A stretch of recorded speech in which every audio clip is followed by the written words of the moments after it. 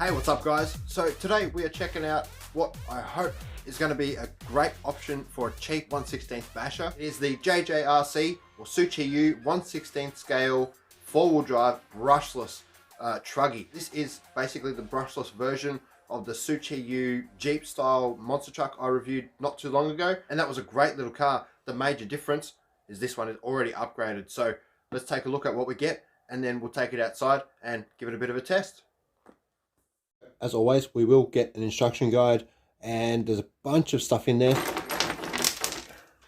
These are full of information. They should have most of what you need in here. But guys, the parts for these cars are ridiculously hard to find.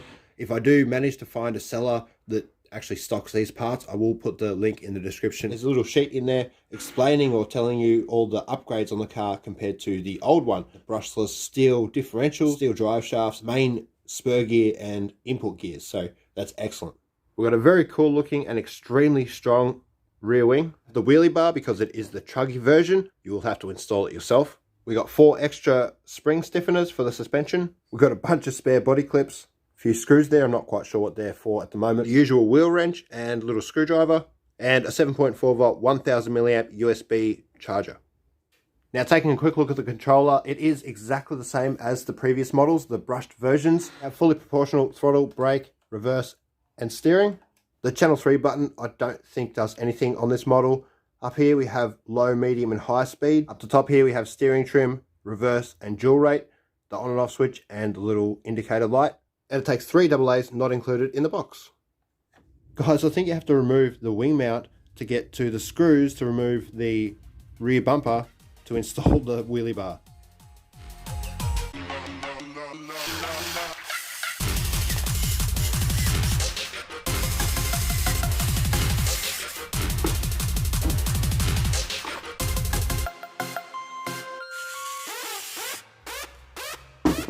Alright, so we got the spoiler on, we got the wheelie bar on. Now the paint job itself looks very cool. I do like the body style. The wheels look pretty cool. They're not foam filled, but the rubber is quite soft, so that should help. But I really don't like when companies set up a car with all the brushless system and the metal drivetrain and everything and forget to put, or just refuse to put oil filled shocks on the car. There is friction shocks on this car and it's very bouncy. Anything over sort of 50 or 60 kilometers an hour, you definitely want oil filled shocks with it. It's going to help a lot when you take it off-road. Got a nice little bumper there, should add a fair bit of strength, and it's also got LEDs, as you can see. Now at the back, obviously we do have the wheelie bar and the wing. And guys, as I have mentioned already, it is the Pro, so it does come with all the steel drivetrain. We have front steel CVDs, dog bones in the back, as well as steel differential gears and the steel main spur gear. Taking a look inside, we have our little brushless system, the 2847 4000 kV brushless motor, 35 amp 2S 2-in-1 speed control and receiver combo. Something I'm very happy about, it does have a 3-wire servo there, so if we ever need to change it out or upgrade it, it's very easy to do so. And as with many of these cheaper RC cars, it comes with the 7.4 volt 1500 milliamp lithium ion battery with the Dean's plug. Everything else though guys, the swing arms, tie bars, shock towers, everything is exactly the same as the old models. Alrighty guys, so I'll get that 7.4 volt lithium ion battery charged up. I'll grab a 2S LiPo as well. Definitely no running 3S on this one. I'm pretty sure the 2-in-1 combos aren't capable of 3S. So just 2S today. We'll get it all charged up, take it out the front, do a speed test, and then we'll definitely take it for a bash somewhere.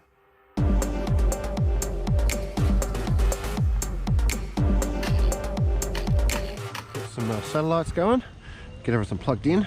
Now, because it's got the low, medium and high, I will do a speed test on all 3, see what the speed differences are. This might be a great option for younger kids to get into because you have got that option.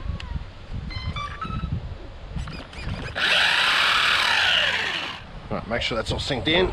Yep, that's synced in. So we go track, start, and see what we get on the low speed to start off with.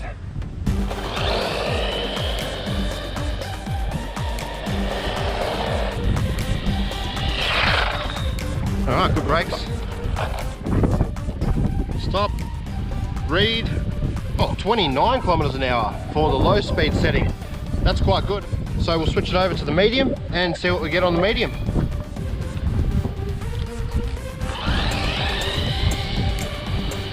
Oh, that's a bit better already.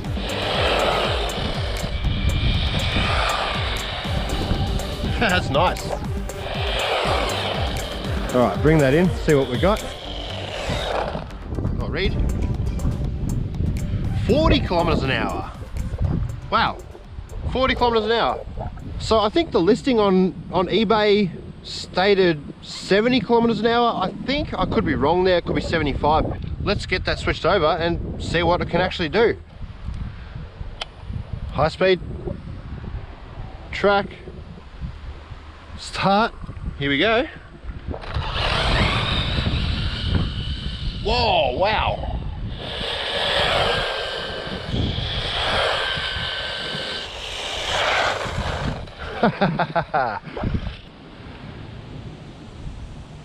52. All right, we only got 52, but that's okay.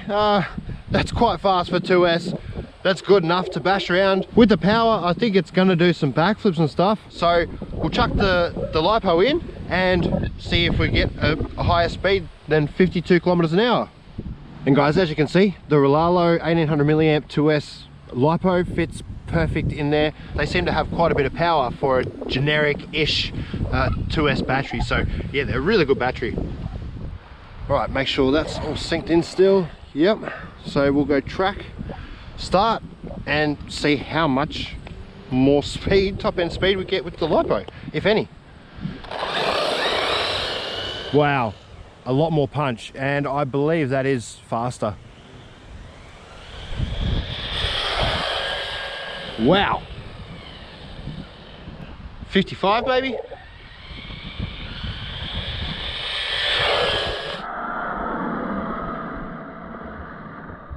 All right, see what we got. Stop. Read. 55 kilometers an hour. What a guess. So yeah, that's actually gaining you know, 2-3 kilometers. That's pretty good. The motor was cold. I'm assuming that the motor is going to be cold even with this speed on the LiPo. So chuck a little 3S brushless speed controller in this and your own receiver. You can reuse the stock servo because it is 3-wire. It would definitely do 70, possibly 80 kilometers an hour. That will be absolutely awesome to see. I may actually do that at some stage, chuck a little 3S brushless speed control in there. But for now, we'll have a little bash around on the LiPo. Plenty more charge in the stock battery if we run out of that too quick. Let's just hope the drivetrain is strong enough for what I'm about to put it through.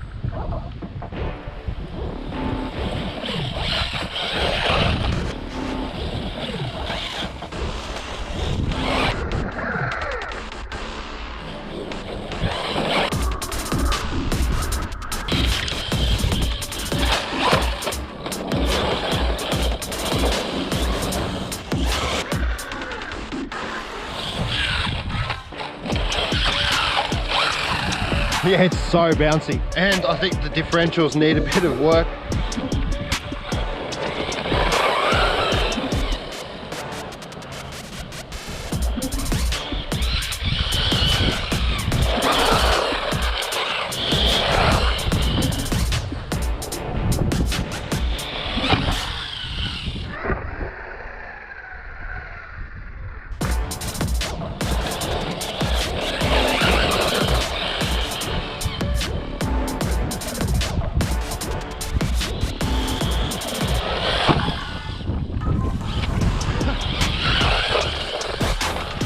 What a little beast.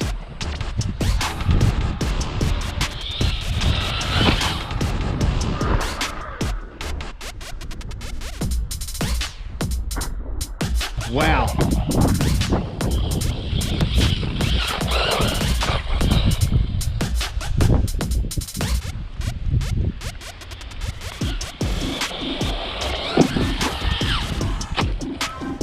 Hey, I've lost power. Nope. What's happened here? Well, the trick is to plug it back in and see if it works again. Yep, still working.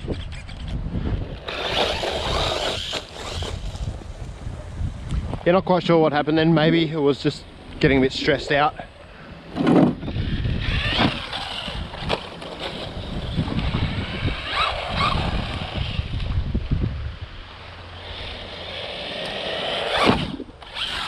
Oh, hey, broken it.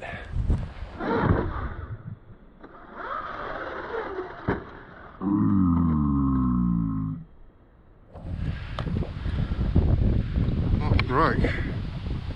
Ah, okay, so I think I've had a model with a very similar setup to this, and this is exactly the same thing that I snapped on that previous model. So yeah, I'll have to get that changed over. It's broken, I'm sorry. Alright guys, so I managed to get that fixed up reasonably quickly. It was just the steering knuckle that had to be replaced. But I did end up running out of daylight, so I couldn't take it out for another bash. But I will get it out as soon as possible because it's a really, really fun little car. It does handle quite well, considering it's got friction shocks and no foam feel wheels. But that's easily swapped out. And luckily, I have one more replacement steering knuckle from the Gantry.